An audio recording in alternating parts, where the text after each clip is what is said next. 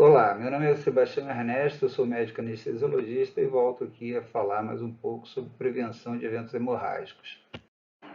Agentes antiplaquetários são utilizados com o objetivo de reduzir a adesão e agregação plaquetária e, assim, o risco trombogênico, principalmente ligados a fenômenos arteriais, como, por exemplo, em pacientes que vêm em utilização de stent. Então, pacientes com stent normalmente têm uma propensão a desenvolver ou provocar a lesão de endotélio e assim provocar a ativação plaquetária. Os antiplaquetários são divididos em 4 grupos principais: os inibidores da ciclooxigenase, como a aspirina, que reduz a produção de tromboxana 2 e assim uma das formas de ativação das plaquetas. O outro grupo é o grupo dos bloqueadores dos receptores P2Y12, que são subdivididos num grupo de substâncias que têm uma ação irreversível, como a ticlodipina, o clopidogrel e o prasugrel, e agentes reversíveis, como o ticagrelor e o cangrelor. Existem também as substâncias do grupo dos bloqueadores ou inibidores da glicoproteína 2B3A, que são subdivididos em anticorpos monoclonais, como o abciximab, e moléculas sintéticas, como o epivabtid e o tirofiban, e o quarto grupo de agentes antiplaquetários, que são os inibidores da fosfodiesterase, como o dipiridamol e o cilostazol. Então, são substâncias que são utilizadas das mais diversas formas, com doses específicas para cada um, e, em geral, eles devem ser manuseados de maneira adequada em pacientes que vão ser submetidos à cirurgia com risco hemorrágico. Os guidelines mais recentes não aconselham mais a utilização da aspirina em prevenção primária de fenômeno tromboembólico, mas se o paciente vem em utilização, ela pode ser mantida na maioria das cirurgias. Não deve ser utilizada em paciente que vai ser submetido a cirurgia de grande risco hemorrágico. Então, se tiver indicação de suspender a aspirina, ela deve ser suspensa 7 a 10 dias antes do procedimento, para ter tempo de produção de novas plaquetas com capacidade hemostática, já que o tempo de vida da plaqueta é de cerca de 10 dias, mas ocorre um turnover permanente, então em cerca de 7 dias já há a renovação capaz de restabelecer a capacidade hemostática. Então, em prevenção primária não, a prevenção primária não é mais indicada, mas se o paciente vem em utilização do AS, ele vai ser mantido, com exceção dessas cirurgias de grande risco hemorrágico. Em cirurgia e em utilização do AS em prevenção secundária, ela é indicada ainda, é aceita como uma indicação ideal, e ela também vai ser mantida na maioria das cirurgias, vai ser suspensa naquelas situações particulares mencionadas.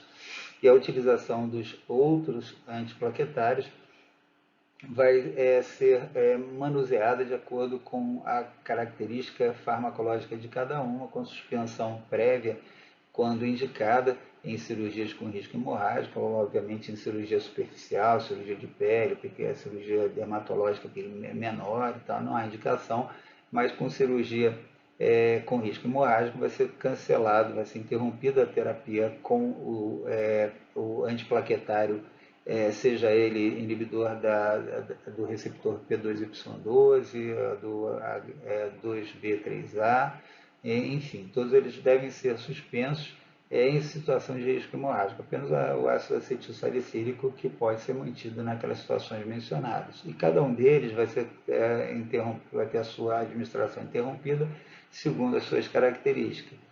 O cangrelor, por exemplo, pode ser mantido até cerca de um ou 2 dias antes da cirurgia. A utilização do ticagrelor deve ser interrompida cerca de 3 a 5 dias antes do procedimento, com risco hemorrágico, o clopidogrel vai ser suspenso 5 dias antes, o prasugrel vai ser suspenso 7 a 10 dias antes do procedimento.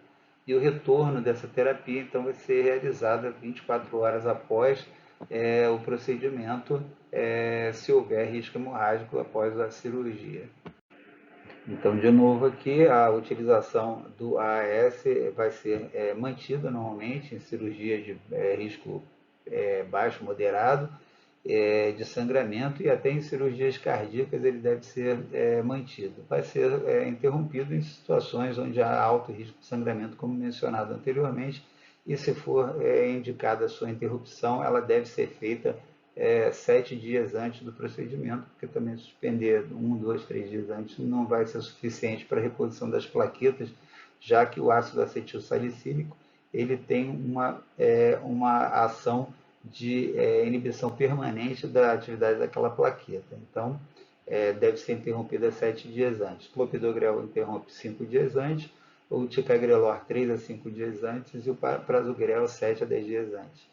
E essa terapêutica, em situações de cirurgia onde há risco hemorrágico, vai ser retomada, como disse anteriormente, pelo menos 24, no mínimo 24 horas após o procedimento. Em pacientes que vêm em utilização dessas substâncias e apresentam sangramento excessivo, pode ser feita a transfusão plaquetária ou, quando há disponibilidade, a utilização da desmopressina para aumento da atividade plaquetária e liberação de fator 8 e de fator de von Willebrand. Não há necessidade de teste de função plaquetária e em cirurgia plaquetária, cirurgia cardíaca, a contagem de plaqueta deve ser feita e em pacientes que vêm em utilização desses antiplaquetários, caso haja diminuição da contagem de plaqueta, o ideal é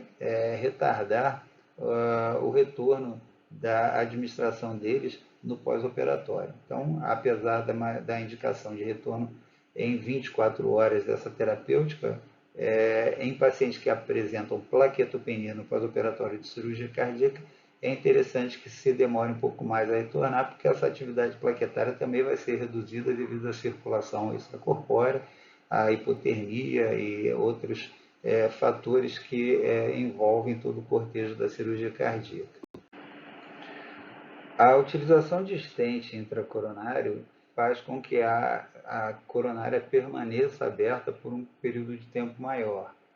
Ele, porém, provoca algumas alterações. Primeiro, a sua instalação envolve lesão endotelial, que é uma porta ou uma fonte de ativação plaquetária. Essa lesão endotelial, por si só, seria um risco aumentado a instalação de adesão e agregação plaquetária. Por isso, a simples introdução do stent deve ser acompanhada dessa terapia dupla antiplaquetária.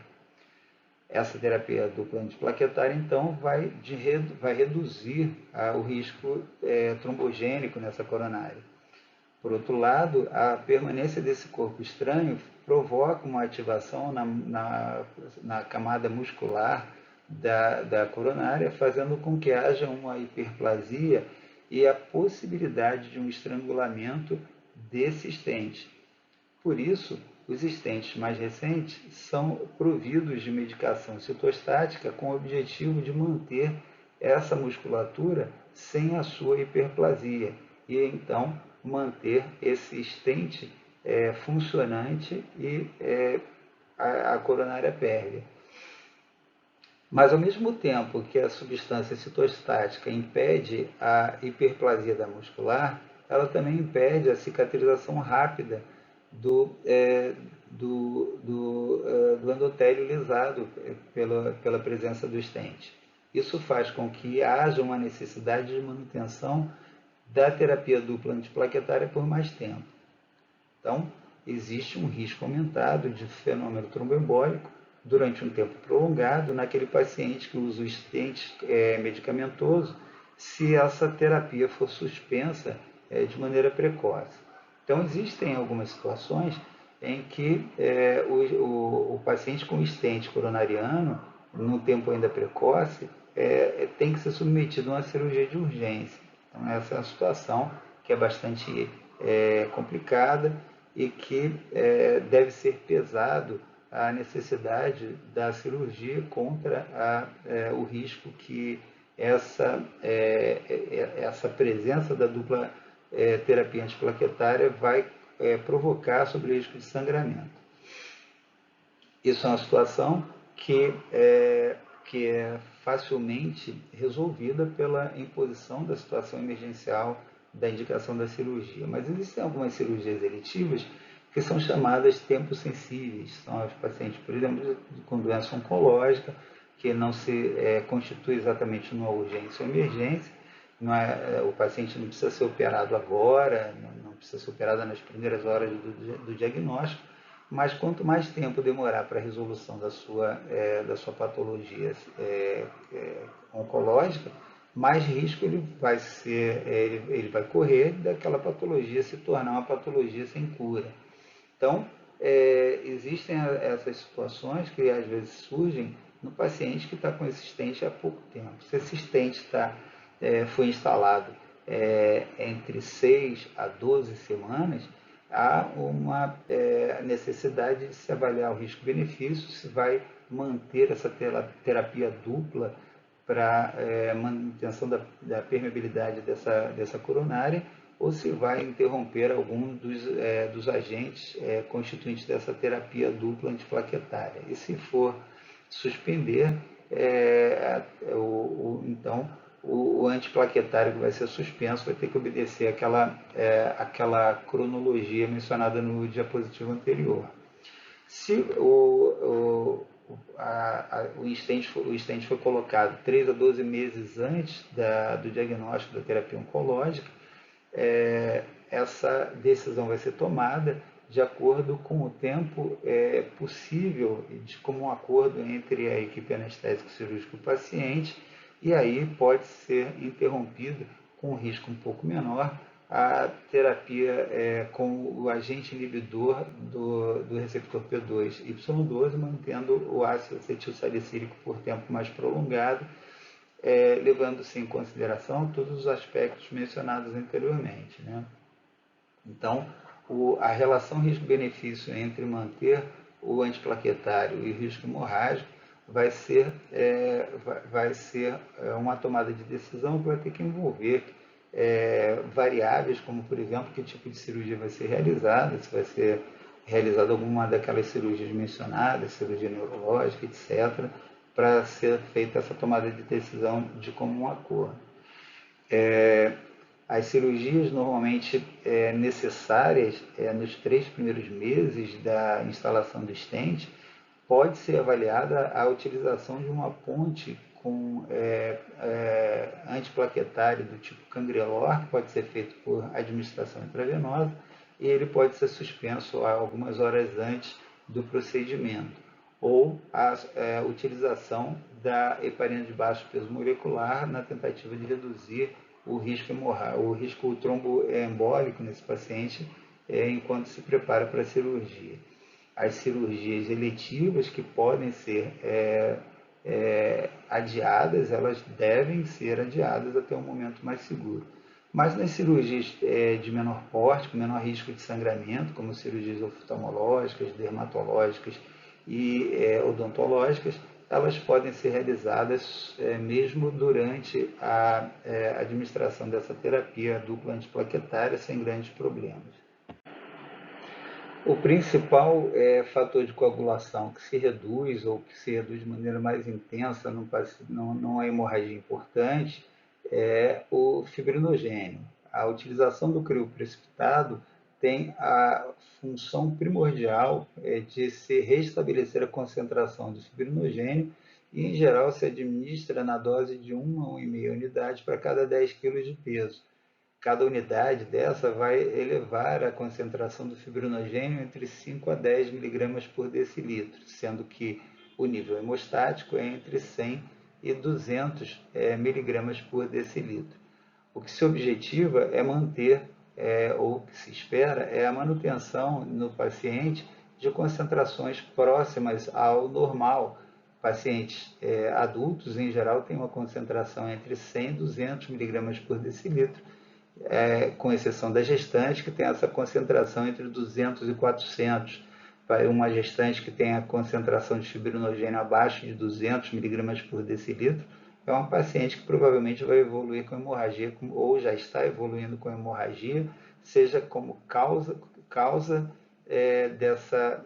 dessa hipofibrinogênemia ou como consequência dela. De qualquer forma, repomos o fibrinogênio, entre outros recursos, com o crio precipitado, que vai então ser utilizado em criança na dose de 5 ml por quilo de peso, adulto mais ou menos uma unidade para cada 30 kg de peso. O objetivo, então, é o restabelecimento da concentração de hemoglobina, de fibrinogênio desse paciente, e a quantidade a ser utilizada é obtida por uma regra de 3 simples.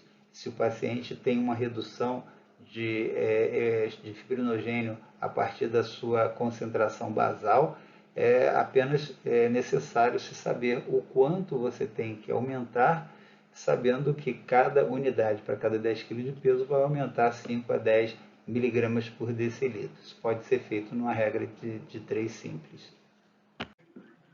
Uma forma mais segura de aumentar a concentração do fibrinogênio é através da oferta do concentrado de fibrinogênio onde se dispõe.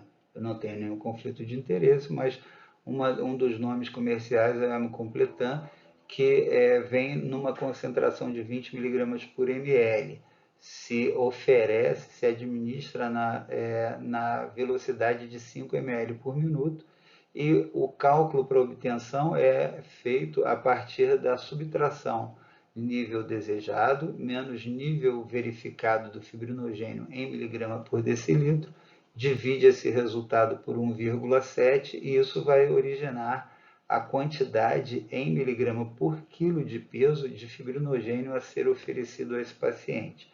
Se não se conhece o nível de fibrinogênio do paciente, pode ser oferecido 25 a 70 miligramas por quilo de peso de fibrinogênio nesse paciente, sabendo que 70 miligramas por quilo de peso vai levar a concentração em 120 miligramas por decilitro. É uma forma mais segura, não traz o risco da transfusão e é mais direcionada, mais específica ao que o paciente precisa. Os riscos transfusionais seriam evitados utilizando o fibrinogênio, então onde ele é disponível seria a terapêutica mais adequada nos casos de hipofibrinogênemia, seja ela como causa ou consequência do sangramento. Outro recurso importante é o concentrado de complexo protrombínico. No Brasil, um dos nomes comerciais é o Beriplex, que é utilizado em pacientes que vêm com hemorragia causados por uso de varfarin, o anticoagulante inibidor da vitamina K, ou com coagulopatias diversas, com sangramento inconversível, ou para reversão off-label de pacientes que vêm em uso de inibidor do fator 10. A utilização do concentrado de complexo protrombínico envolve o fornecimento, além dos fatores de coagulação 2, 7, 9 e 10,